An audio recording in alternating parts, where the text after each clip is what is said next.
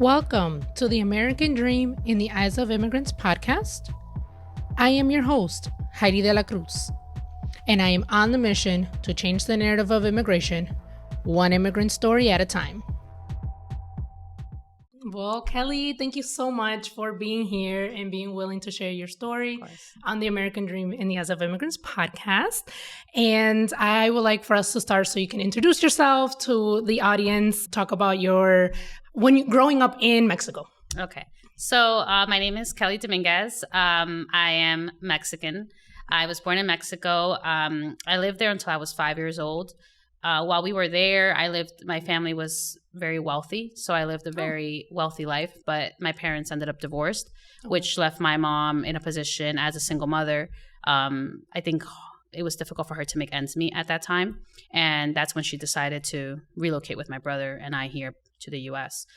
She left us there for 10 months while she came here. She worked 3 jobs to be able to provide us with a home, figure things out here. I mean, it's a whole new country, right? Thank God we had her sisters and brothers were here. So they kind of were able to guide her in that sense. And then from there, I think that move would change my entire life completely. She saw America as the American dream. I know a lot of people, it's like a running joke, but it's true. Yeah. Right? Today, now I'm an attorney. I help people that have gone through the same situations as me, people in our community. And, I'm really grateful for the decision that my mom made for me. I know it wasn't like an easy decision at that time to uproot her entire life. And it was sad because my mom came here. She never saw her mother again after she left. Her mom passed away. My grandmother did. And then, so it was a big decision for her to make a big sacrifice on her end. Yeah, so she came by herself to get situated here. Right. Which is a tough decision for any mother, and it's a decision that's very common when you hear about these immigrant stories. So she came by herself to Jersey, you said. So that's even a whole different area and everything, different from Mexico. So she went back to Mexico to get you and your brother? No, she sent for us. So then that was a big risk for her too, because we could have been lost at the border. I mean, there's human trafficking. It's just a big risk that she took, right? A lot of people will maybe frown upon that. How can you put your children through that? But in reality, it was the only thing she could, she wouldn't be able to provide for us in Mexico. And she didn't leave us. She left us for 10 months with my aunt. And then when they went to send for us, my brother and I were separated because I guess the way that they bring you in is different. Mm-hmm. So we were both brought in through the border, but we were separated. Okay. And then we were brought back in together, I believe, in Arizona. And then from there, we flew into New Jersey. Okay. How old were you and your brother? I was 5. My brother was 7. So you guys came by yourselves? Right. Wow. Mm-hmm. Okay. So you guys came in and then you guys were together in Arizona. Mm-hmm. How did you feel as a 5-year-old? I think we had already gone through so much with my parents' divorce. We just wanted to see my mom again. 10 months is a long time to be away from your parent. And my dad he was a little bit absent. He would see us here and there, but it was not the same. Yeah. So I think we were excited to see her. She would call us. Aww. Back then the phones weren't how it is now. You had to buy a card. The calling cards. The calling cards. So she called us every Sunday, and we were so excited to see her. And finally, when we did get a chance to be reunited with her, I think it was a beautiful feeling for us. I mean, I still remember, I think the second we touched the U.S., I remember having a Lay's, Lay's chips, the little yellow ones. I was having those chips, and I was sitting on a suitcase, just waiting, I guess, for a bus or whoever. Aww. Yeah. So I do remember everything. My brother, actually, his brain has completely blacked everything out because he can't really recall anything from then. But I think that's more of a defense mechanism. Mm-hmm. Yeah. Yeah. I mean, it's a traumatic event, right? And literally coming here, I'm listening to the book, The Body Keeps a Score. And literally the chapter that I'm on he just said that about how certain people with traumatic experiences, they won't remember. And then when they do remember, it's bits and pieces and fragments of it. So literally now you're telling me that it's I just heard that in the book. Right. So I will link that in the show notes, guys, because it's a very interesting book, but it is hard to listen to because they do talk about a lot of traumatic experience and stuff. But So you remember that vividly. And so it's just like an excitement, you know, like, oh, we're going to go see your mom kind of thing. Okay. So you guys made it to Arizona. Was she living in Arizona, or you guys eventually got to Jersey? No, we got to Jersey. So that we had to, I believe it was Phoenix. We had to come in through a border town. And then from there, we flew into New Jersey. And that was before 9/11. So I came in, I believe, in 1999 or 2000, right before 9/11. So then it's not as strict as it is now to move people around. It's a lot more stricter since then. So you're getting to Jersey, like, how was that? Getting to Jersey was it was fun. I saw my mom again, and you know, at that time she had already started dating my stepdad. He's my dad because he raised me my entire life, and it was exciting meeting him. And you know, I was a kid. I was only 5. I was a little girl, and I was just happy, right, to be able to see her. I met my cousins that were here, which are now like our best friends. Like, we're really close with them, and my aunt and my uncle. So I think for me, it was a really exciting time in my life. I knew there was changes, but I think it was, you know, when you've already gone through like months of separation with your mom, you're just excited to be back together. So do you remember, I know you came really young, but it could have been when you were older, the first culture shock you experienced? Yes. So my first culture shock, I came in when I was going into first grade. Okay. First and second grade, we lived in a predominantly Spanish speaking community, and there was teachers that spoke Spanish in our school. So our English was just not getting better. Because they were spoiling us. They would speak to us in Spanish. My mom started noticing that the education system wasn't good enough for what she wanted us to have. So we moved to a neighboring town right over, and that was predominantly white. We went into school, and every teacher was white.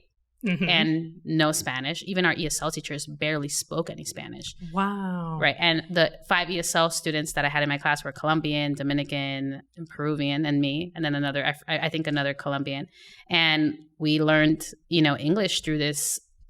And it's actually funny because he follows me on Facebook, this teacher I had, and he's awesome. And, you know, he was a phenomenal teacher. He really loved us. Didn't understand us, but he taught us English some type of way. And so it was a really good experience in that sense. But I think that's when the culture shock happened, when we went to a white school, and now it's everyone looked like you. No one looked, except like 5 little kids. Maybe some Latin kids already spoke the language, but very, very little. Did you feel scared at all? No, not when I first arrived at all, but now throughout the rest of my life, yes, because when people are brought in undocumented, and my mom was very honest with us very early on what we were. Right? What our status was, that we had to behave. You have a higher sort of, you cannot misbehave in school, you can get deported. Like, we knew that at a very young age. Wow. So you live under the shadows of the U.S. You try to do everything by the book. You follow every rule. You know, I didn't really go to a lot of house parties in high school because I didn't want to be with the wrong crowd. Like, you really have to be careful. So in that sense, you do live in fear throughout your life because, and I think it's a lot to place on a child's shoulders. But I think my mom being honest with us is what drove my brother and I to do what we did with our life, right? To push us to know that, you know, she spoke to us like adults, so we would understand what she was going through as well. I mean, she was a single mother, right? She couldn't protect us from the world. She had to be honest with us, so we would know.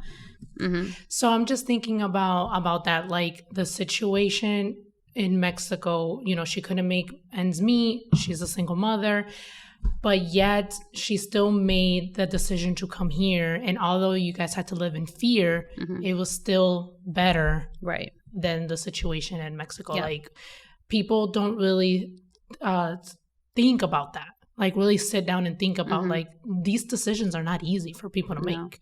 Hence why I have this podcast to talk about this, because it's not like, oh, I want to move countries, I'm going to leave everything behind, you know, just for the heck of it. It's like, no, it's a life-changing decision, and it's a hard decision having to leave your kids, get everything settled, and then bring them with a high risk, right? Yeah, so there's risks everywhere across the board. You know, like I said, we lived a really good life when we were with my biological dad. That didn't work out, and you know, she wasn't going to sit there and kind of go into poverty. So it was a decision that she had to make. She's given, I commend my mom all the time. And even when I graduated law school and even every day that I do what I do, if it wasn't for her, I mean, I wouldn't be here. Right. Literally, physically, and and professionally, right? And the woman that she made me, because she was really strong. Yeah. So I do think that people should look at people's situations and not judge them, because a lot of times, I'm sorry, and to be honest, like Mexico is a lot funner than the U.S. Like, girl, the Dominican Republic is a lot more fun than right. Like you're enjoying your life is so much different. You're not like literally working tirelessly every single day. So people, and you lose your sense of community when you come here. Yes, right. Like that's a big part of like living a happy life. You come here just to work and put your head down and do every odd job that you can find so you can provide for your family. Yeah, definitely. So I want to talk about you growing up in a predominantly white neighborhood. How was that for you? So it's actually funny. Our entire town was very white, but there was like the bordering areas where on the other side, it's Patterson, which is a lot of blacks on that side. On the other side, there's a lot of Mexicans. So we grew up on the side closer to the Mexicans, right? So our street was like the only hood in that town. Right. Like on the opposite side. So we grew up in an area where there was like gangs and Mexican gangs. And my mom worked really hard in keeping my brother out of the gangs and making sure I wasn't getting pregnant. A lot of my cousins, when they were 15, they were pregnant. My mom, that was her biggest fear. She was like hard on me about it. Like, you better not get pregnant. Promise. Don't do it. And I was in so much fear, like, I'm not, I promise. So she was serious about it. She was like, do not, like, obviously she risked so much and did so much for us for it to end that way. Okay. So you knew very early on, you had mentioned to me before we started recording that you knew very early on that you wanted to be an immigration attorney. Right. Was there something like when you were younger that happened, or what sparked that interest in you? Right. So I was 4. Oh my gosh. I was really little. We were in Mexico still. My parents were going through a divorce. My mom went to an attorney's office. I remember this vividly. And he looked like a cool guy and he had a cool office. And I was like, that's what I want to be.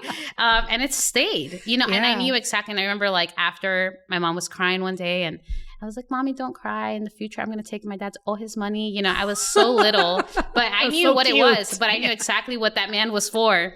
And she just laughed. I was like 4, right? Like you have this little kid telling you that, and she just laughed, and it stayed forever after that. I never left.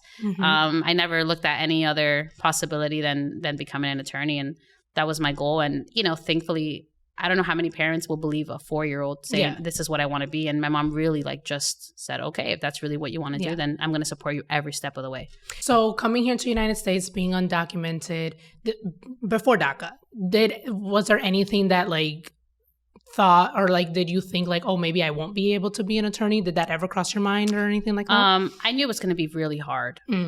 I didn't know how I was going to do it, but I knew that I just had to follow the steps and the plan of where I needed to be. Like getting into school, I went to a community college first. And then, in New Jersey, especially New Jersey, you can take the bus. So I was taking the bus to school in community college. Then I went to Montclair State, which is where I received my bachelor's degree. And at that time, that's when DACA was first introduced. So you were already in college when DACA was introduced. Okay. So walk us through that. How was it when you heard about it? How did you feel? Because I had a friend in high school, and I remember I heard the news and I immediately called her. And then she was like, don't play with me. Her heart dropped. She was like, don't play. And I'm like, I'm not playing. I literally just heard the news. So how was that for you? So at that time, there was a lot of talk about it. Like there is talk about every immigration reform, but nothing really happens until they approve something. So when President Obama did pass DACA, it was, and I think it's been one of the best reforms that I've seen, at least in my lifetime. I changed a lot of people's lives, a lot of children's lives, changed my life, changed my brother's life. And I think it was, I was so happy because when you don't have anything, I mean, the littlest thing is so important, right? Like getting our license. I was 20, I don't remember, maybe about 20 years old when it passed. And getting your license, getting your Social Security, your work authorization, those are big pivotal things that people take for granted, right? And now I'm like, oh, now I can work, I can do this, I can do that. So it was definitely for me very amazing moment that I was given an opportunity, right? Yeah. Like anything is better than nothing. Yeah. So when that happened, submitted my application, mine and my brother's, and it went well. It was approved really quickly. And I had it for multiple years. Yeah. So after getting your bachelor's, you went to law school, or how was that? Yeah. How was your journey? So when I received my bachelor's, I was still undocumented, right? I didn't have a status in the U.S. So at that time, there was no one with DACA that became an attorney and became a licensed attorney. No one. It was so fresh. Yeah. And a lot of it was you can't do it because you have to have certain requisites. And so through, God's grace, right? I was provided with a really good opportunity by the department chair that my GPA was so high, they wanted me to stay for my master's. And they were going to provide me, there was going to be kind of like a sponsor that would pay for my master's degree, and I would just have to pay for fees. And they covered my expenses for my master's program. So from there, I went into my master's program right away, but I was working as a paralegal in a big personal injury firm in New Jersey. And I had just a great job there. I learned a lot. After that, I received my interview for Mexico. And that was like its own whirlwind of emotions too, because I hadn't finished my master's program and I've lived my entire life here. It was a big risk going back to Mexico, not knowing whether I was going to come back. And I was at this age like 24. I'd been here like 20 years already. So the interview was part of DACA? Or? No, that was part of my green card. I was already. Your green card. Okay. Yeah. Okay. So I have my stepdad had petitioned for us years ago. We've had some really bad immigration attorneys. They messed up a lot of paperwork along those lines. Yep. And so finally we got to the point where I was able to. They scheduled me for my appointment, but because I came in undocumented, or without inspection. When I went back, you have to bring in a rightful entry. So I had to go back. I already had my waiver approved. And when I went back, they do, the physical, they do the interview. Okay. And so that was a risk. Right. Because you didn't know. And I went back by myself. By yourself. Yeah. Oh my gosh. So, I mean, obviously everything went well because you're here now. And, how did you feel going? Because usually when I ask these questions of like, how was the first time going back to your home country after moving here, is usually to visit, see family again after, but yours is completely different. Right. So how was that?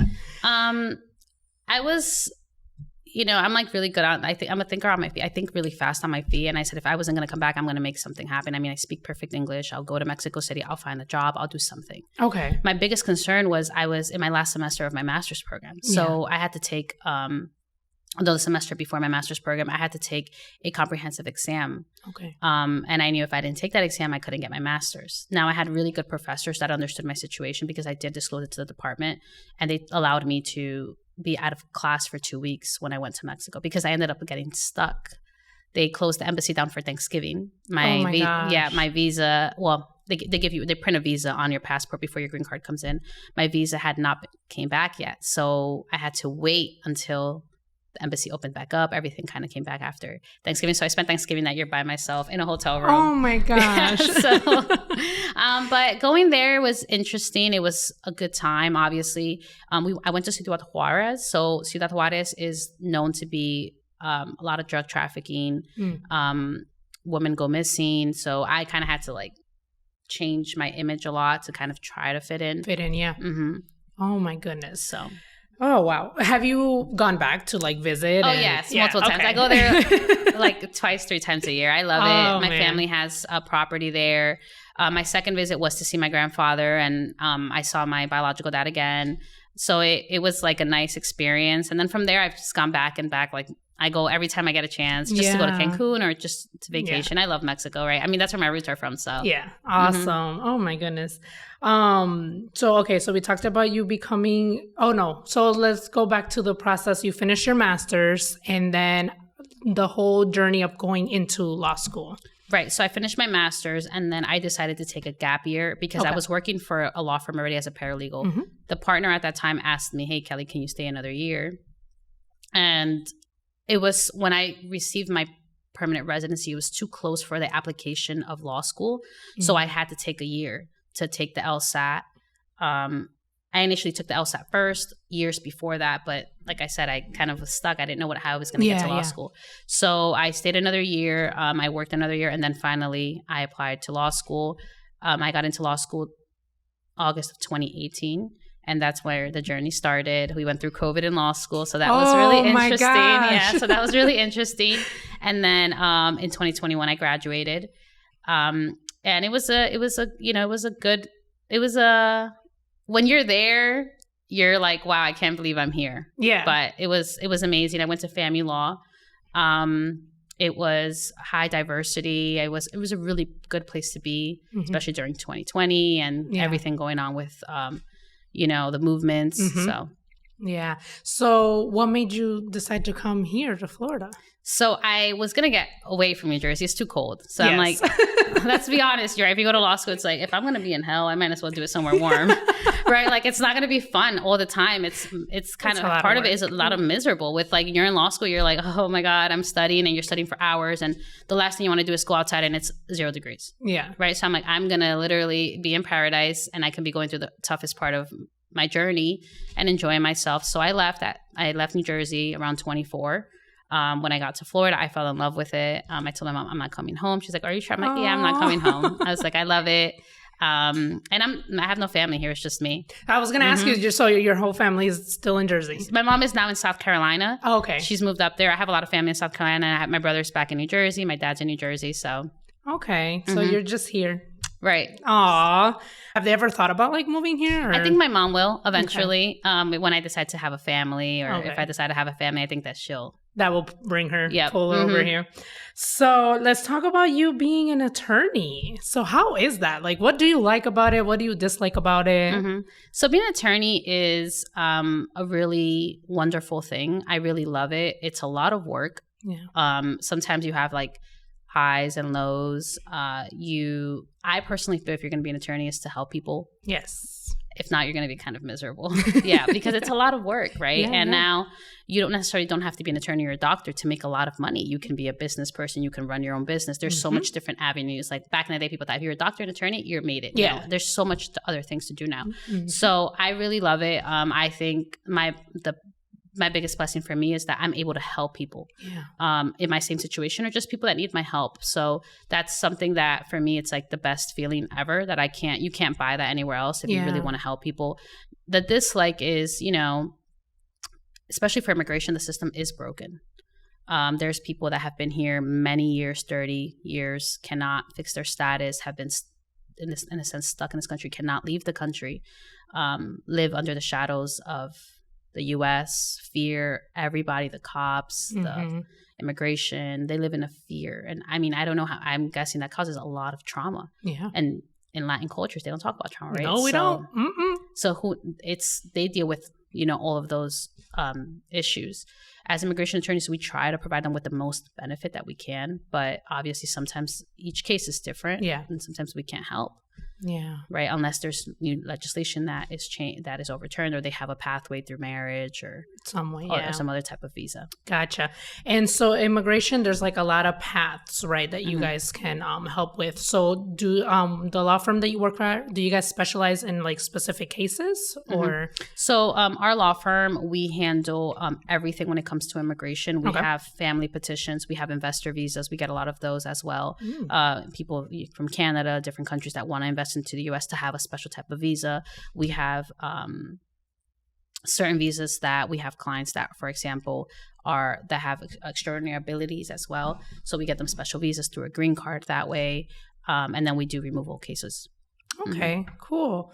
So what is one misconception about the immigration process that you would like to clear up? The process is that people that are non-immigrants think that immigrants want to stay immigrants, I guess. Like they don't want to do something to change their status, but they don't really realize how difficult it really is. Yes. Another thing, and this is just the process of being an immigrant, is that people think that they want to take jobs when in reality nobody wants to do those jobs. Immigrants are the backbone of this nation. Just in Florida alone, The three biggest sectors financially for Florida is tourism, real estate, and agriculture, right? And most people that are working those jobs are immigrants, right? And that's what makes Disney run. That's what makes everything in the state run. Are those immigrants? So when you see laws like the new law that was just passed, it's really sad because it places people back into more fear. Yeah, that they already feel from the federal government. That I don't think it should be applied by the state. Yes. So I know that this episode will obviously I will record in advance, and there'll be months out. But can you tell us a little bit about the new law that just passed and how it actually affects immigrants? So SB 1718, which was passed in May, went into effect July 1st. There is currently a pending lawsuit from the ACLU that was filed, I believe, on the 14th. Don't quote me on that, but it was filed a couple of weeks later. And they're trying to stop the law from taking into effect. The way that it really affects immigrants is if you are found driving without a license, driving without a license in the state of Florida is criminal. So anything criminal really can place you into deportation. So that caused a lot of fear for a lot of people driving. Now you can't go in and out of the state because it's considered human trafficking if you're trafficking someone into the state. So people are kind of frozen in the state for now until the law is either changed or taken away or whatever may happen with the law. So that's just, for now, we're going to have to wait and see what's going to happen. But it placed a lot of people in fear. Our clients calling us crying. It's really sad. We can't make them feel better because it's the law. And we just try to be there for them, do everything we can, give them advice. That's all you can really do. Okay. And have you seen, because I know that there was like videos going around that like people were packing up and leaving. Did you experience like anything like that with your clients? Did like they decide like they were going to leave or anything like that? Yes, not my clients, but we work with the Mexican consulate. My law partner and I do, Cyrus. We work with the Mexican consulate. We work with multiple organizations that they did experience that. We talked in during the time when the law first passed. We probably spoke at like 8 or 10 different churches, just on Q&As. People were very nervous. People were leaving, and we were trying to calm everyone down. Like, just relax, take it easy, don't leave. They uprooted their families, and the ones that really are affected from this are the children. Yeah, because you're with your friends, and all of a sudden it's like complete change. Yeah, right. And one thing that people don't realize, if people make the risk to come from their country to leave, you think people are not going to leave a state and go somewhere else, right? Like if you leave your country, your family, and everything, you're gonna leaving the state. It's not going to be hard for you. It's not an issue. Yeah, it's not an issue. So, but it's not fair to them. Yeah, they have to make those strong decisions. People were leaving at night. The law passed in the morning. People were leaving that night. Yeah. Oh my gosh. Oh. Man, that was heavy, you know, just thank you for the work that you're doing. Thank you so much. Thank you so much for being here and talking about your journey and your story. And you've been through a lot, ma'am. Thank you. But now you're like, you know, giving back and helping. There's a lot of need in the immigration space. Right. Is there any way? How do you think, if someone wants to get involved and, you know, not become an attorney or anything like that, but like how can people get involved and help in this space? There's a lot of different types of organizations that have, you know, volunteer services. There are times where if, you know, they want to give time to help a law firm, because we do pro bono cases as well, here and there, where we prepare you know, cases for removal. We'll do some removal cases a year. And sometimes you need a paralegal that can help you or just prepare documents, because that's a lot of documentation and research that goes into that. So I think there's always ways to get involved. There's a lot of organizations that have a lot of work, and also attorneys can get involved. I mean, even ICE, or it's not considered ICE anymore, but the Department of Homeland Security actually has information of how attorneys that have no experience in removal cases can help. Okay. Because there's so much work and need. But the problem with removal cases or being deported is it's very expensive to find defense for it. Very, very expensive. And those families, it's really hard to come up with that money so quickly. Yeah. Yeah. So, and if someone wants to get in contact with you or give your information. Yeah. So, so you can find me on Instagram. It's _ Kelly Dominguez. And then, our office, is named Ellison and Dominguez Law. It's ellisondominguez.com. I don't have our phone number. I should have it memorized. Yeah, I'm sorry. And you can contact us if you have any inquiries, whether it's just immigration, a family member that has a question. We're always here to help. Perfect. I will include all of your links and I'll find your phone number. Thank you so much. Include it too. Well, thank you, Kelly. It's a pleasure. Any last words, any advice or anything like that? No, it's really been truly my pleasure. And I think the most important thing people have to remember is that, your dreams can be across literally the border, right? And those dreams can be accomplished here. Yeah. So I do believe in the American dream. I think that it is the land of opportunity. And people that think otherwise, talk to any immigrant, right? Because they'll tell you it is. Yeah, they come for the American dream.